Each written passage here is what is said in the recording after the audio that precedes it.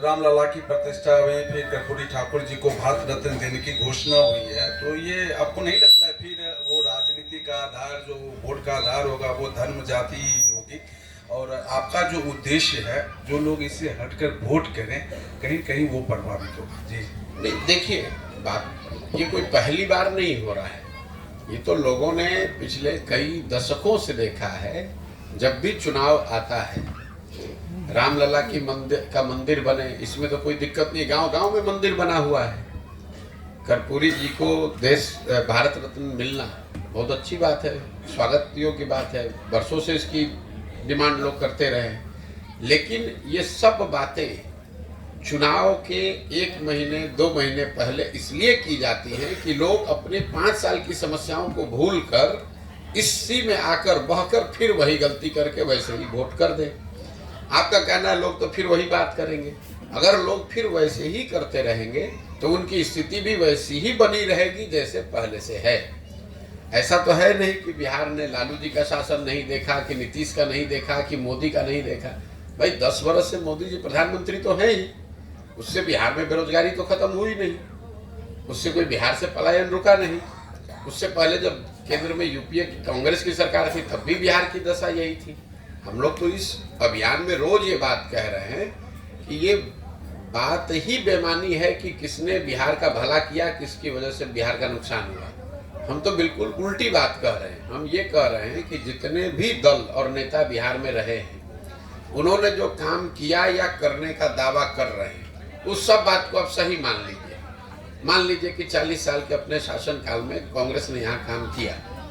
ये भी मान लीजिए कि 15 साल लालू जी के राज में बिहार में जो गरीब वंचित पिछड़ा था उसको आवाज मिल गई, यही तो दावा कर रहे हैं। मान लीजिए इस बात को। ये भी मान लिया जाए कि भाई नीतीश कुमार भाजपा के राज में यहाँ पर सड़क बिजली में कुछ सुधार हो गया। लेकिन अगर सारे लोगों के काम को, दावे को सही मान भी लिया जाए तो भी इससे तो कोई इनकार नहीं कर सकता है कि पूरे देश में सबसे गरीब, सबसे पिछड़ा, भुखमरी, बेरोजगारी वाला राज्य बिहार है। तो बिहार की जनता को, आपको, हमको ये सोचना है कि भाई देश आगे बढ़े, तेजी से बढ़े, धीरे बढ़े, वो तो एक कहानी है, लेकिन बिहार तो जहाँ था वही है। आपके बच्चे 20 वर्ष पहले भी जा रहे थे मजदूरी करने, 20 वर्ष पहले वो पंजाब और हरियाणा जा रहे थे, आजकल वो तमिलनाडु और तेलंगाना में जा रहे हैं, गुजरात में जा रहे हैं नौकरी करने। फर्क इतना ही पड़ा है। बिहार से जाने वालों की संख्या तो उतनी ही है। बिहार के लोगों को रोजगार नहीं है, ये तो 20 वर्ष पहले भी सत्य था, आज भी सत्य है। तो जब तक लोग इस बात को समझकर अलग तरीके से अपने बच्चों के लिए वोट नहीं करें, पूरे पदयात्रा का एक ही मंत्र सिखाया जा रहा है कि एक बार जीवन में आपने जाति पर वोट कर लिया, आपने विचारधारा पर वोट कर लिया, आपने नेताओं के लिए वोट कर लिया, आपने स्लोगन्स के लिए वोट कर दिया, एक बार जीवन में आप अपने बच्चों के पढ़ाई और रोजगार के लिए वोट कीजिए। यही बात तो पूरी पदयात्रा का उद्देश्य है। ये आपने राजनीतिक विकल्प की बात कही है, वो जो दल हैं या जो भी पार्टियां हैं, क्या जनसुराज ये विकल्प ये तैयार कर रहे हैं क्या? बिल्कुल भाई, ये तो मैंने आपको बताया, पदयात्रा का उद्देश्य ही है कि बिहार लोग, ऐसा नहीं है कि लोग इस बात, संगठन के, देखिए जो बात हम और आप कर रहे हैं, ऐसा नहीं कि लोगों को बिल्कुल उसकी समझ नहीं है, लेकिन फिर लोगों का ये कहना होता है कि भैया हम लोग वोट किसको दें। यहाँ तो 2 ही दल है, दोनों को हम लोग देख चुके हैं, दोनों यही काम करता है। कोई कर्पूरी, कोई जात के राजनीति कर रहा है, कोई धर्म की राजनीति कर रहा है, कोई मंदिर के नाम पर वोट मांग रहा है, कोई रिजर्वेशन आरक्षण के नाम पर वोट मांग रहा है। मैंने जो बताया कि मजबूरी में लालू के डर से भाजपा और भाजपा के डर से लालू को वोट न देना पड़े, उसके लिए आपको नया विकल्प बनाना पड़ेगा। तो जन स्वराज का एक उद्देश्य वही है कि बिहार के लोग जो चाहते हैं कि नया दल बने, वो सब लोग मिलकर दल बनाए, उनकी हम बनाने में मदद कर रहे हैं। क्या होगा, जनसुराज ही रहेगा या अब क्या रहेगा ये तो जब पदयात्रा खत्म होगी, दल निश्चित बनेगा। दल का नाम क्या होगा, उसका स्वरूप क्या होगा, उसका संविधान क्या होगा, उसका नेता कौन होगा, उसका झंडा क्या होगा, ये बात तो जो लोग मिलकर बनाएंगे वो तय कर लेंगे कि इसका नाम जनसुराज रहेगा कि कुछ दूसरा रहेगा, इसका संविधान कैसे बनेगा, इसका नेता कौन होगा, इसको चलाया बनाया कैसे जाएगा। जो लोग मिलकर बनाएंगे वो इतनी अपनी समझ से उसको ठीक करेंगे उस समय। प्रशांत जी, जो जनसुराज यात्रा है, प्रशांत जी का 2 चेहरा लोग देखते हैं। एक वो प्रशांत किशोर जो चुनावी रणनीतिकार है, जो किसी पार्टी के लिए रणनीति बनाते हैं, उनको जितवाते हैं, और एक प्रशांत किशोर है जो जन स्वराज के नाम से पद यात्रा कर रहे हैं। सवाल आप पर भी उठता है, जिस बिहार में अब लगातार बिहार के सरकार या लालू जी तमाम उनके बच्चों पर भी हमला करते हैं कि 9वीं पास, लेकिन आपके हमले में ज़्यादातर तेजस्वी होते हैं या उसकी व्यवस्था होती है। लेकिन एक कहा जाता है कि आपके बारे में कि सॉफ्ट कॉर्नर रखते हैं नरेंद्र मोदी के लिए या भाजपा के प्रति, उनकी डिग्री पर कभी कोई चर्चा आप नहीं करते। तो एक नहीं, थोड़ा सा सवाल पूरा कर लीजिएगा। तो प्रशांत किशोर क्या विकल्प देंगे? एक तरफ यहाँ आप यात्रा कर रहे हैं, दूसरी तरफ कहा जा रहा है कि आंध्र प्रदेश में या कहीं फिर से आप चुनावी रणनीतिकार के रूप में भी जा रहे हैं। तो दो चेहरे लेकर चल रहे हैं। किस प्रशांत किशोर को लोग एक्सेप्ट ज्यादा करें, जन स्वराज वाले प्रशांत किशोर को या चुनावी रणनीतिकार प्रशांत किशोर को, जो बिहार में ही नीतीश लालू की सरकार बनाने में रणनीतिकार की भूमिका? मेरे भाई ऐसा है, आप खुद प्रश्न में ही कुछ मुझे ज्यादा कंफ्यूज दिखते हैं। हम 10 बरस तक जिसको जो शब्द प्रयोग आप कर रहे हैं चुनावी रणनीतिकार, वो काम हमने 10 बरस तक किया है और डंके की चोट पर किया है। पूरे देश में अपने काम, अपनी बुद्धि, अपने परिश्रम से अपना बिहार के लोगों का झंडा बुलंद किया है। हमारी पहचान ये नहीं है कि हम किसी के लड़के हैं, हमारी पहचान हमारा वही काम है। लेकिन 2 मई 2000 अभी पैदल जन स्वराज तो अभी 1 साल से शुरू किए हैं। 2 मई 2021 को हमने उस काम को छोड़ा है। 2 मई 2021 जिस दिन बंगाल में चुनाव जीते, उस दिन सार्वजनिक तौर पर यह घोषणा की कि अब ये काम नहीं करेंगे, जीवन में कुछ दूसरा करेंगे। फिर साल भर सोचने समझने के बाद आकर 5 मई 2022 को हमने बताया कि जन स्वराज अभियान बिहार में शुरू करेंगे।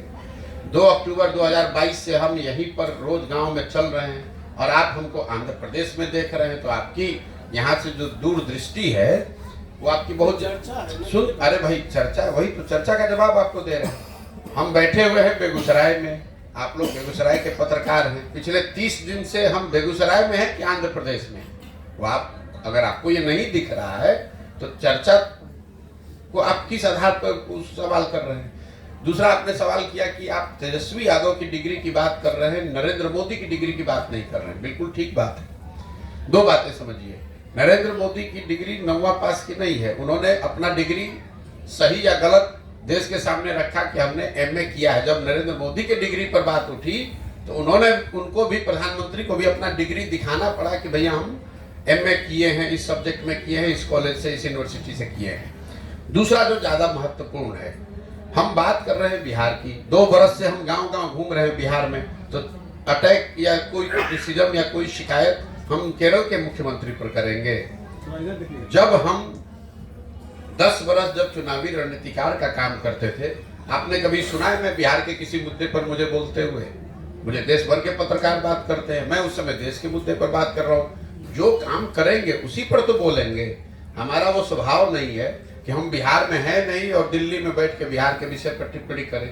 लेकिन जब बिहार में हैं, पिछले 2 बरस से बिहार में नेतागिरी करने वाले, जितने राजनीति करने वाले लोग हैं, उनसे ज्यादा मजबूती से, ज्यादा ईमानदारी से गांव-गांव लोगों के बीच में रह रहे हैं। तो मुद्दा तो यहीं का उठाएंगे, यहीं के नेताओं की बात करेंगे। केरल और तमिलनाडु की तो बात करेंगे नहीं। हम आए हैं बेगूसराय मटिहानी में, तो बात करें पश्चिम बंगाल, कुछ बिहार की। जब बंगाल में काम कर रहे थे तो डंके की चोट पर बंगाल के बारे में भी कहा। सॉफ्ट कॉर्नर आप हमारे दिमाग के अंदर घुसे हुए। हम यहाँ पर बोल रहे हैं कि तीनों दल के बारे में कह रहे हैं, लेकिन आपको खाली तेजस्वी की बात सुनाई दे रही है। और एक अंतिम बात समझिए, पिछले 32 सालों से यहाँ सरकार के तौर पर मुखिया कौन रहे हैं? लालू रहे हैं, नीतीश रहे हैं। तो अगर बिहार की स्थिति खराब है तो उसकी सबसे बड़ी जिम्मेवारी किसकी है? सबकी जिम्मेवारी, हमारी, आपकी, सारी जनता, सब MLA, मुखिया, सबकी जिम्मेवारी है। लेकिन सबसे बड़ी जिम्मेवारी किसकी है? यहाँ पर जो राज्य का मुखिया है उसी की तो जिम्मेवारी होगी। लालू नीतीश ही तो 35 साल से चला रहे हैं, तो उनको छोड़ दिया जाए। सर, अभी अयोध्या में रामलला के प्रतिमा का स्थापना हुआ और हमारे जो शंकराचार्य थे, 4 शंकराचार्य, मुहूर्त को लेकर और अर्धनिर्मित भवन को लेकर सवाल उठा रहे थे। उसके बाद भी वहाँ प्राण प्रतिष्ठा किया गया। क्या इसको सही मानते हैं, गलत मानते हैं? देखिए, मैं उन व्यक्तियों में नहीं हूँ जो हर विषय पर सिर्फ बात करने के लिए बात करता है। मैं कोई धर्म का बहुत बड़ा ज्ञाता हूँ नहीं। धर्म के संदर्भ में हिंदू धर्म में शंकराचार्य को हम लोग सबसे ऊपर इन विषयों में मानते हैं। उन्होंने क्या कहा नहीं कहा वो पब्लिक के डोमेन में है। राम मंदिर का जो शिलान्यास हुआ है, जो अभी प्राण प्रतिष्ठा का कार्यक्रम हुआ है, वो मंदिर बनाने की जो मंदिर की जो कमेटी है उन लोगों ने तय किया है। अब उसमें कौन सही है कौन गलत है ये तो वही लोग बता सकते हैं। हमारे पास इसकी क्या विद्वता है कि हम बताएं कि जो मंदिर बनाने के लोग हैं, जो न्यास है या सरकार है, उनमें और शंकराचार्य में किसका मुहूर्त ठीक है। हमको तो मुहूर्त देखने ही नहीं आता है, तो हम क्या बताएंगे कि मुहूर्त कौन अच्छा है कौन खराब है। आप ये मानकर चलें कि भाई जिन लोगों ने मंदिर निर्माण में इतना बड़ा प्रयास किया है, जिनकी भागीदारी है, उन्होंने अगर उसकी प्राण प्रतिष्ठा के लिए कोई समय निश्चित किया होगा तो धार्मिक मान्यताओं को ध्यान में रखकर ही किया होगा। अगर उसमें किसी को शिकायत है, और वो भी शंकराचार्य की जो आप बात कह रहे हैं, तो शंकराचार्य लोग तो हम लोगों से बहुत बड़े लोग हैं। इस बात को वो समाज में रख सकते हैं और हिंदू समाज रख ही रहे जिनको रखना है, और हिंदू समाज को उसको तय करने दीजिए। हम उसमें हमारी कौन सी ऐसी विशेषज्ञता है कि हम बता दें कि दोनों में कौन सही है।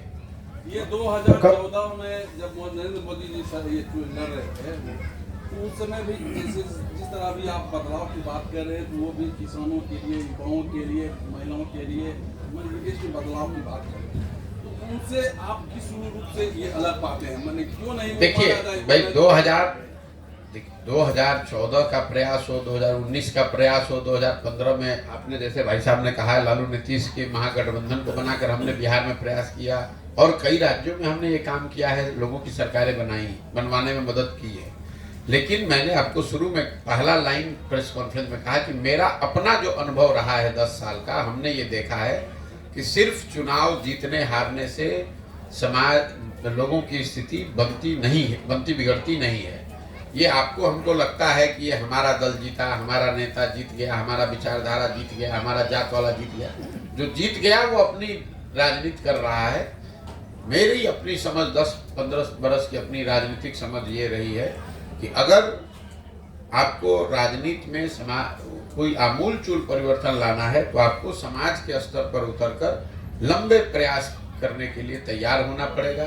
इसीलिए ये जो पूरी जो परिकल्पना है वो गांधी की उस सोच से प्रेरित है, जिसमें गांधी ने कहा कि आज़ादी की लड़ाई लड़ने से पहले आपको स्वयं साक्षर बनना होगा, स्वावलंबी बनना होगा, सत्य को धारण करना होगा, अहिंसा को मानना होगा। तो जब तक उन चीज़ों को समाज में आप स्थापित नहीं करेंगे तब तक आप कोई बहुत बड़ा परिवर्तन या बहुत बड़ी परिवर्तन की बात नहीं सोच सकते हैं। मतलब घड़ा बनने से पहले मिट्टी को गूंदना और उसको तैयार करना, जब तक अच्छी मिट्टी तैयार नहीं होगी तब तक घड़ा नहीं बन सकता है।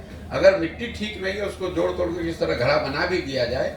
आप बिहार में अभी क्या होगा छोड़ दीजिए, 2015 में तो हम बिहार पूरा जीते हुए थे महागठबंधन के साथ। 7 निश्चय का कार्यक्रम भी हमने बनवाया, बिहार विकास मिशन की स्थापना भी करवाई, लेकिन उससे बिहार में कोई आमूलचूल परिवर्तन तो हुआ नहीं।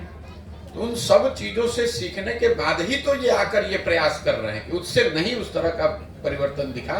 चाहे मोदी जी की बात कर लीजिए, लालू नीतीश की बात कर लीजिए, हमने दूसरे राज्यों में भी कई जगहों पर हमारी मदद से लोगों ने सरकार बनाई है, लेकिन उन राज्यों में उस तरह का परिवर्तन मुझे नहीं दिखा। तभी तो वो काम छोड़े कि भाई उस काम से तो नेता और दल जीत रहा है, जनता का जीवन तो नहीं बदल रहा है, इसलिए ये नया काम शुरू किया है।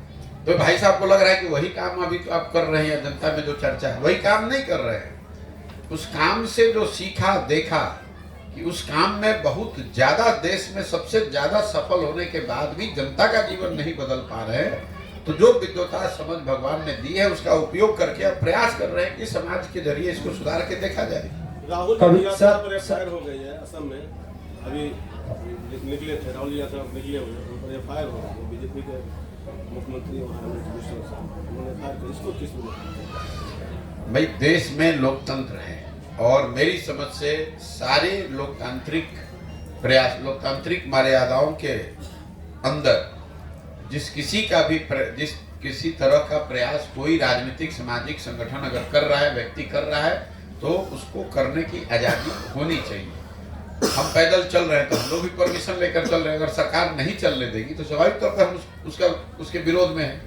तो अगर हम अब हमको कोई यहाँ रोकेगा तो हम विरोध कर रहे हैं, तो राहुल जी को भी कोई रोक रहा है तो उसका विरोध होना चाहिए। गलत है भाई, आप कोई मारपीट कर नहीं रहे हैं, हम किसी का नुकसान कर नहीं रहे, और संविधान ये इजाजत देता है हर व्यक्ति को, हर समूह को, कि वो जाकर अपनी बात समाज में रखे शांतिपूर्ण तरीके से। जो कानून है, कानून की प्रक्रियाओं को फॉलो करते हुए। हम यहाँ आए हैं, कैंप लगाए हैं, तो इसका परमिशन लिया होगा।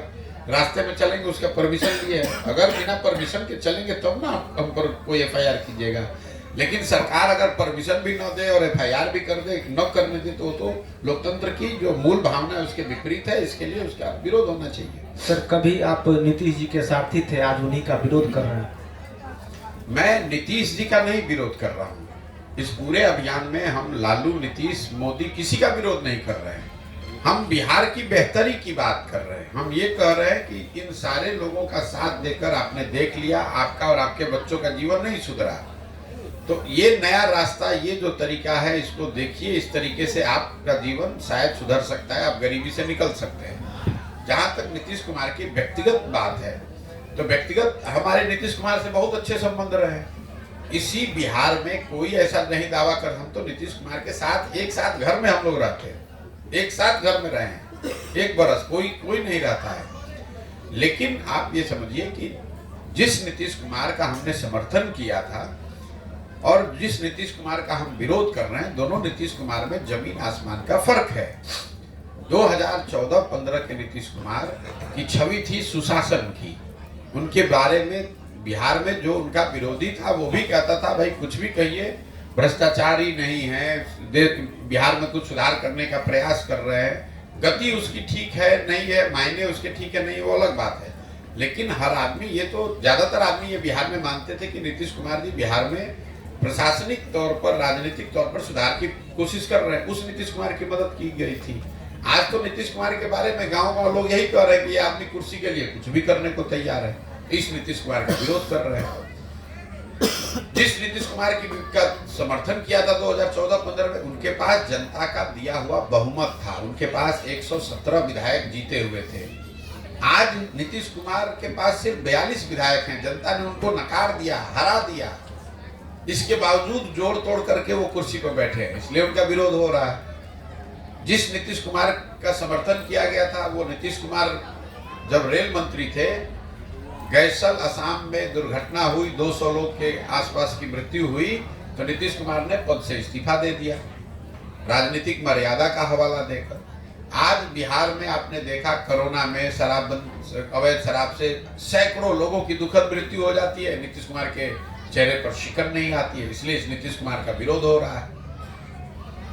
सबसे बड़ी बात जो ये मानवता की बात है, कोरोना में आपने देखा, जिस नीतीश कुमार के मुख्यमंत्री रहते हुए बिहार के हजारों लोगों की दुखद मृत्यु हुई और लाखों बिहार के बच्चे, देखिए कोरोना हुआ, पूरे देश पे संकट था, सब लोगों को परेशानी हुई, लेकिन जितनी परेशानी बिहार के लोगों को हुई उतना किसी भी राज्य में नहीं हुआ। लाखों बिहार के बच्चे बड़े शहरों से एक तरीके से मार कर निकाल दिए गए। वो बच्चे पैदल चल के, धक्का खाकर, गाड़ी से, साइकिल से, बस से, ट्रेन से, किन विकट परिस्थितियों में वापस लौटे। उस समय राज्य के मुखिया के तौर पर नीतीश कुमार ने कोई ऐसा प्रयास नहीं किया कि कम से कम बस भेज दे कि वो बच्चे घर पर आ जाएं। जो लोग लौट कर आए उनके लिए कोई व्यवस्था नहीं की। घोषणा की कि जो लोग वापस आए हैं ये वापस न जाएं, इसके लिए हम यहाँ रोजगार का व्यवस्था करेंगे, उसके लिए कुछ नहीं किया। तो लोकतंत्र आपको क्या सिखाता है? आप किसी का समर्थन करते हैं, किसी को वोट करते हैं, लेकिन वो समर्थन और वोट 5 वर्ष के लिए है, जीवन भर की बंधुआ मजदूरी नहीं है। लोकतंत्र संविधान ये कहता है कि जिस पर भी आपका भरोसा है, जो भी आपको पसंद है, उस व्यक्ति को, उस दल को आप वोट कीजिए, लेकिन वो 5 वर्ष के लिए। अगर 5 वर्ष में उस व्यक्ति ने, उस विचारधारा ने, उस दल ने आपका काम किया तो उसके साथ बने रहिए, और काम नहीं किया तो नागरिक होने के नाते आपकी ये जिम्मेवारी है कि जिस मजबूती से आपने उसका साथ दिया है उसी मजबूती से आप उसका विरोध भी कीजिए। अगर ऐसा न हो तो फिर 5 वर्ष में चुनाव कराने की जरूरत क्या है? आप एक बार किसी को वोट दे दिए, उसके समर्थन में आप आ गए, फिर जीवन भर वही रहेगा, तब तो लोकतंत्र ही खत्म हो जाएगा। तब आप लोग के नजरिए से चलिए, तब तो बिहार में राजतंत्र होना चाहिए। एक बार आपने नीतीश का मदद कर दिया तो जीवन भर नीतीश ही का मदद करते रहिए। एक बार आपने मोदी को वोट दे दिया तो जीवन भर मोदी को ही वोट देते रहिए, वो काम करे चाहे ना करे। इसी के विरोध में तो ये पूरा अभियान है कि आप जिस किसी को वोट दीजिए, वो वोट 5 वर्ष के लिए, काम नहीं किया तो चाहे आपके जात का है कि विचारधारा का है कि दल का है, उसको झाड़ू मार के बाहर भगाइए, तभी तो आपके बच्चों का जीवन सुधरेगा। एक मैं आपको आंकड़ा दे रहा हूँ, आप लोग यहाँ पत्रकारिता करते हैं, देश में भी सबसे आगे दक्षिण के राज्य हैं, केरल, कर्नाटक, तमिलनाडु, आंध्र प्रदेश, तेलंगाना। इन सारे राज्यों में आज तक आजादी के बाद से कोई भी मुख्यमंत्री 10 वर्ष से ज्यादा लगातार नहीं रहा है। क्यों? लोग 10 वर्ष आपने काम किया, फिर भी लोग हटाकर दूसरे को मौका देते हैं। यहाँ 32 वर्ष से लालू नीतीश, इसके आगे जनता जा ही नहीं रही, और हम लोग मर रहे हैं, हम लोग के बच्चे जाकर मजदूरी कर रहे हैं पूरे देश में। कल अररिया में 90 लाख का लूट हुआ है। बिहार में लाइन ऑर्डर की क्या स्थिति है? भैया, जिस सरकार में राजद वाले लोग रहेंगे और जिस सरकार का मुखिया उसकी सिर्फ चिंता ये रहे कि हमारी कुर्सी बची रहे, वहां पर लॉ एंड ऑर्डर का स्थिति क्या होगा आप बता दीजिए। लॉ एंड ऑर्डर की स्थिति आप क्या अपेक्षा करते हैं? जब 2015 में, मैं आपको और जानकारी दे देता हूँ, आपको नहीं मालूम होगा ये, 2015 में जब सरकार बन रही थी, हम तो थे साथ में, कौन लोग मंत्री बनेंगे ये भी तय करने में भूमिका मेरी रही होगी। 4 ऐसे मंत्रियों, विधायकों के नाम राजद की ओर से दिए गए थे जो लोग, उनकी छवि आपराधिक थी या जिनकी छवि के बारे में लोगों को था कि भी ये अच्छे लोग नहीं हैं। उन चारों लोगों को नीतीश कुमार ने उस समय मंत्री बनाने से मना कर दिया था कि ये लोग मंत्री नहीं बनेंगे, अगर मंत्री बनेंगे तो फिर सरकार कैसे चलेगा। मैं नाम नहीं लूंगा, लेकिन वो चारों लोग आज इस सरकार में मंत्री हैं। आप बता रहे थे ना नीतीश कुमार में क्या फर्क आया, ये फर्क आया है। 2015 में उन्हीं 4 राजद के विधायकों को लालू जी के दबाव के बावजूद मंत्री नहीं बनाया गया था, उसी 4 को आज उन्होंने मंत्री बना दिया है अपनी कुर्सी बचाने के लिए कि हम कुर्सी बैठे रहे, जिसको जो करना है करो। इसीलिए लॉ एंड ऑर्डर, जब उस तरह के आपराधिक छवि के लोग सरकार का हिस्सा होंगे, मंत्री रहेंगे, तो वहां राम नाम तो जपेंगे नहीं। जो अपराधी मंत्री रहेगा तो लॉ एंड ऑर्डर तो खराब होगा ही हो। ये सर एक लास्ट बात, इंडिया अलायंस में लगता है आपको क्या नीतीश जी की जो चर्चा चल रही है, तरह तरह के कयास लग रहे हैं कि अब उधर भी जा सकते हैं, आपको क्या लगता है? मुझे कुछ नहीं लगता है, मुझे इतना लगता है कि नीतीश कुमार जी राजनीति के अब उस पड़ाव पर आ गए हैं जब वो कुछ भी करें, अब वो स्थिति उनकी सुधरने वाली नहीं है। वो चाहे इंडिया अलायंस में रहें, भाजपा के साथ चले जाएंगे ही। नीतीश कुमार की जो फितरत है, जब आपकी अपनी ताकत नहीं है तो जब जिधर हवा होता है उधर जाने का प्रयास करते हैं, फिर लगता है इधर से हवा गड़बड़ाया तो इधर, क्योंकि सारे जो निर्णय हैं वो सिर्फ 2 बात पर है, मेरी कुर्सी कैसे बची रहे और हवा का रुख देखने का प्रयास है। तो 2015 में महागठबंधन जीते, 17 में क्यों भागे?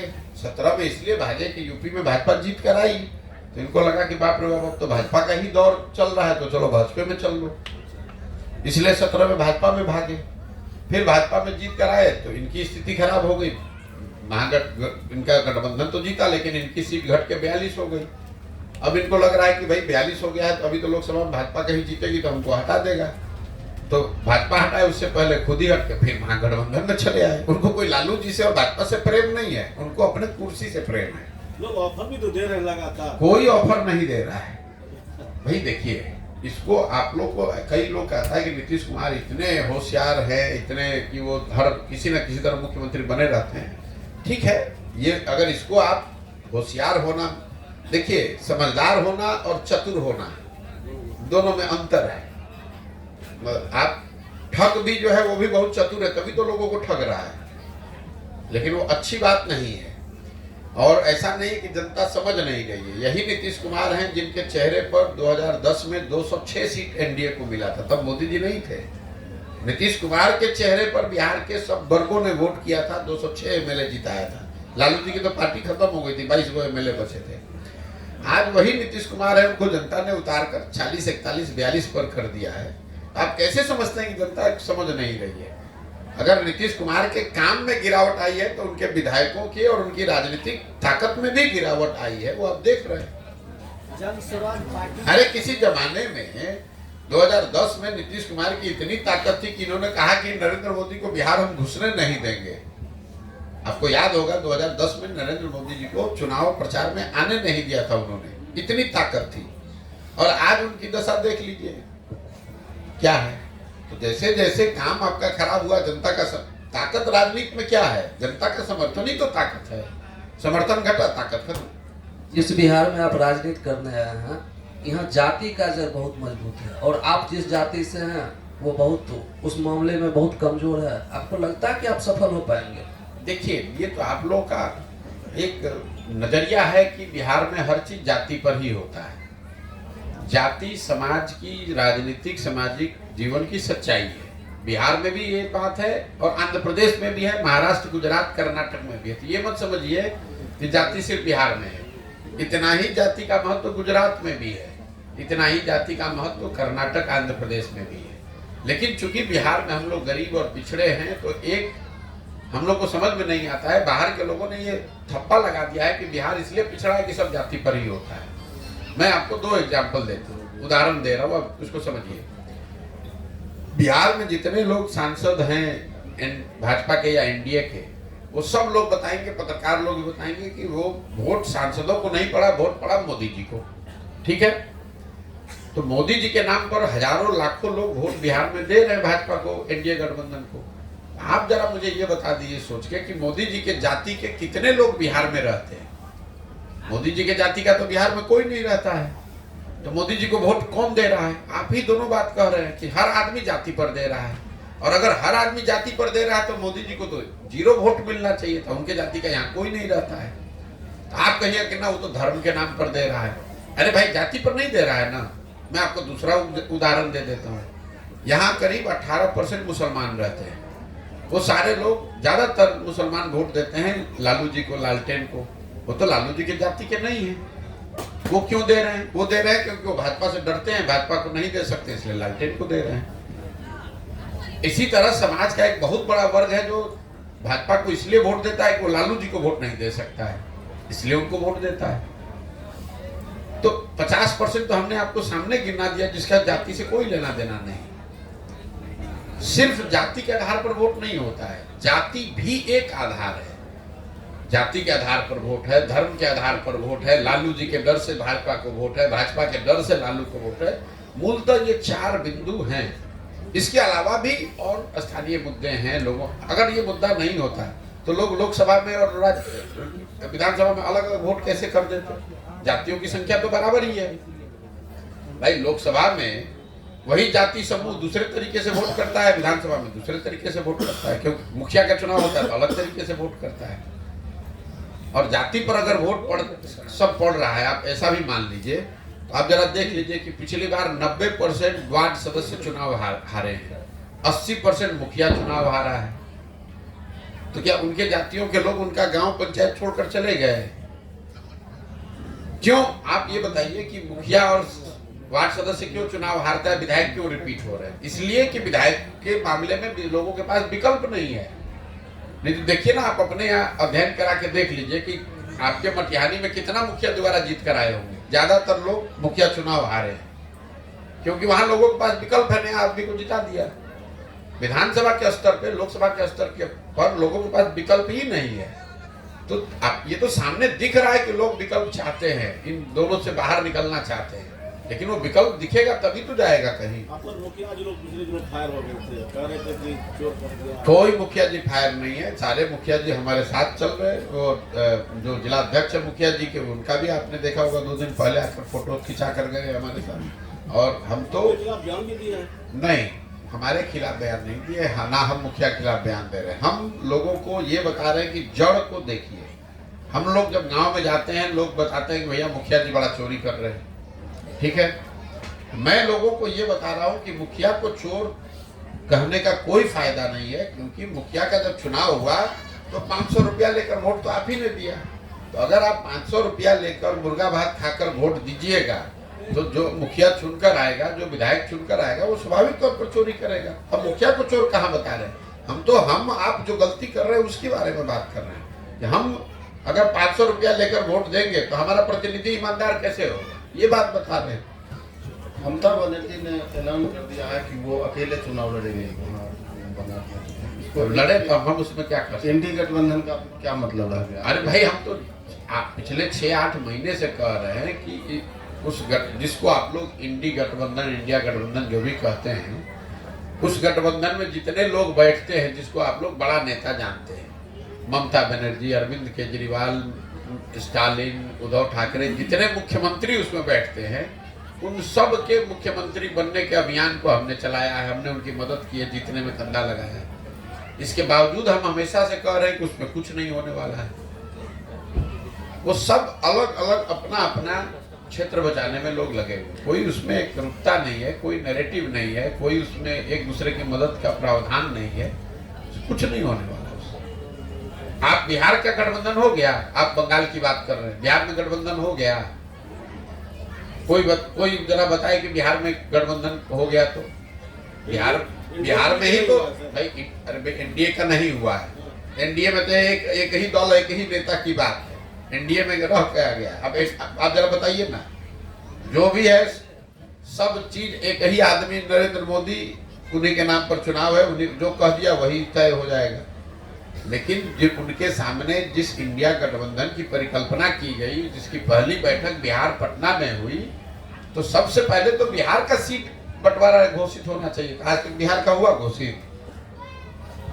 आप बंगाल की बात कर रहे हैं, तमिलनाडु की बात कर रहे हैं, जहां से उसकी बीज पड़ी, जहां से लोगों ने कहा कि भाई नीतीश कुमार इसके संयोजक होंगे, इन्हीं के प्रयास से हुआ, वही नीतीश कुमार आज तक इंडिया गठबंधन में क्या बिहार में क्या होगा ये नहीं बता पाए, और उल्टे आप लोग 10 दिन से चला रहे कि नीतीश कुमार छोड़कर भाग रहे हैं, इंडिया छोड़कर पता नहीं कहाँ भागेंगे कि रहेंगे, कोई ठिकाना नहीं। ठीक है भैया, बहुत बहुत धन्यवाद।